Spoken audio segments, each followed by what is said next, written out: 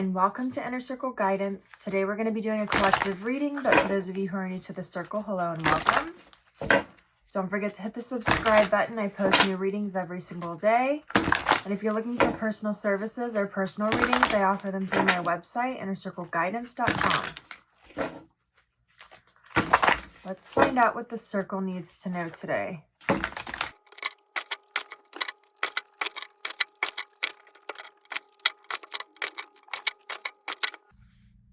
We have the Ace of Swords. We have the King of Wands. We have the Nine of Wands. We have the Eight of Wands. We have the Four of Cups. We have the Four of Swords on the bottom of the deck. There is a truth that's been coming to the surface here that you're being prompted to reflect on. This truth has to do with the way that you direct your energy, the way you adapt to certain situations, and the way that you use your creative abilities to manifest what you desire. Because the King of Wands is somebody who's very good at turning their dreams into reality. This is somebody who's very good at being creative, but there's still sort of this disconnect that I'm seeing is happening here between what you desire and what you're creating, how you're adapting to situations, how you're using your manifestation skills. A lot of you have been very close to receiving some sort of major wish fulfillment or achieving some sort of major milestone or major goal, but you feel like there's sort of this either stuck energy or like you keep staying on one side of the fence and you can't step over into the next level. There's going to be a lot of guidance coming in, and there has been a lot of guidance coming in, but it's like the guidance that you feel like you're receiving isn't quite getting you there. There's sort of this disconnect where you feel like your spiritual practices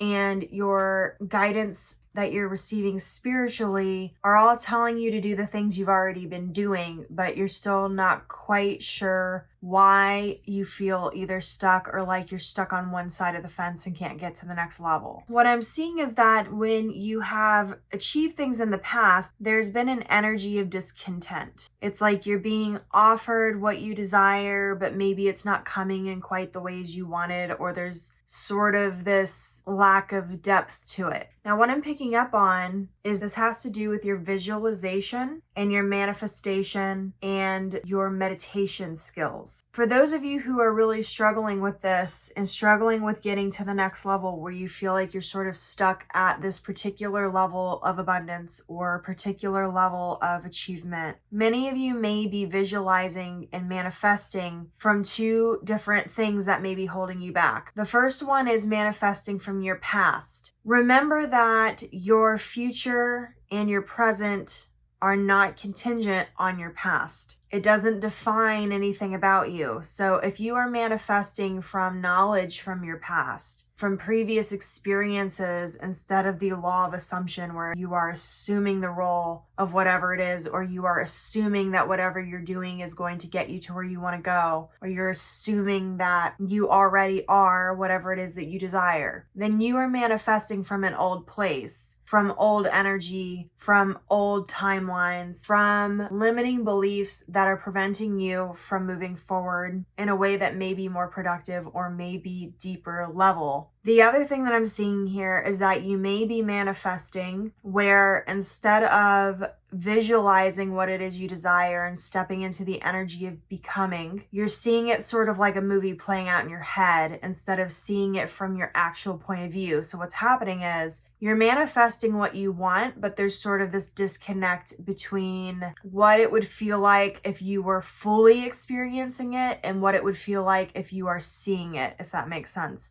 So it's the same thing as like when you go and you watch a movie, you experience it from the audience's point of view. But when you go and you were to act in the movie, you'd be experiencing it from the actor's point of view. The point of view is important because the point of view is the experience that you're going to receive. So if you're wanting to be an actor, but you're only experiencing from the audience point of view, it's going to be hard for you to connect from the actor point of view. This is the best example I can give you right now that I can think of, but it has to do with your perspective. So when you're visualizing, the goal needs to be to visualize from your point of view, whatever it is that you desire, as if you're already experiencing it, instead of looking at it from an audience perspective or like an outside perspective of seeing it play out like a movie in your head. The other thing I just heard for those of you who are manifesting from your past is that you are siphoning your energy from the present moment back into the cycles of the past by manifesting from a past place or a past point of view. If you want to manifest what you desire, we've talked about this in other readings, you have to become what it is you desire. You have to adapt. But if you are manifesting from a previous past version of yourself and you're not becoming the new version of yourself, there's going to be a disconnect there between what you want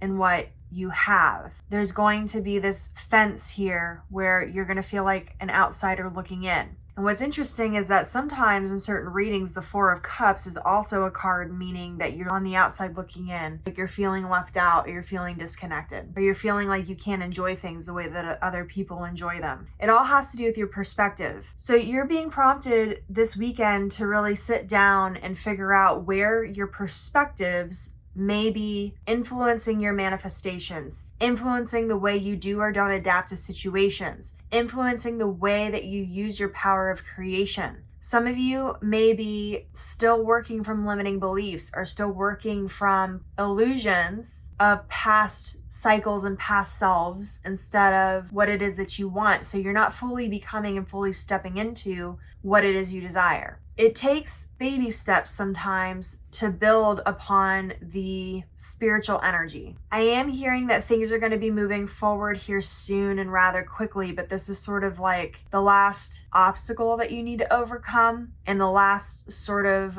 push that you need in the right direction. So if you're still struggling with this and you're wondering why you keep receiving the wrong spiritual guidance, it's not probably that you're receiving the wrong guidance so much as that you are misinterpreting it or you're dismissing what you're receiving as, oh, I already know that, I don't need to hear that. For example, sometimes when some of my clients receive messages about, well, you need to be positive, you need to make sure that you are nurturing positive energy in your life. They're, oh yeah, I know. Well, are you doing that though? Sometimes we dismiss the little things because we're like, oh yes, it's inherent, but it has to also be in practice. It's not enough just to acknowledge it. It has to be in practice. The other thing that I want to say about that is that sometimes you're not asking the right question to get the right answer. I've talked about this in other readings too, where you have to ask empowering questions to get empowered answers, but you also have to ask the right questions. Sometimes if you think the problem is one thing and you're asking questions regarding that instead of what the real problem is, you're going to receive answers that deal with the wrong question. Take a look at your perspectives. You may need to shift the questions you're asking your guides or asking spirit or asking yourself. You may need to shift your point of view.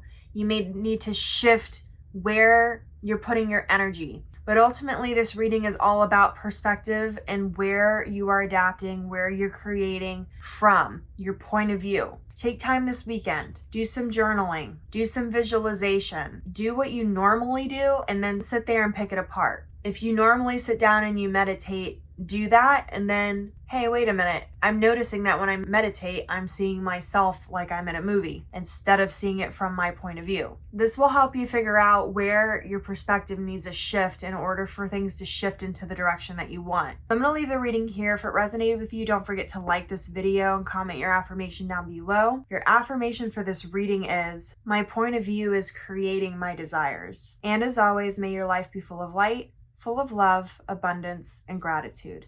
I'll see you next time.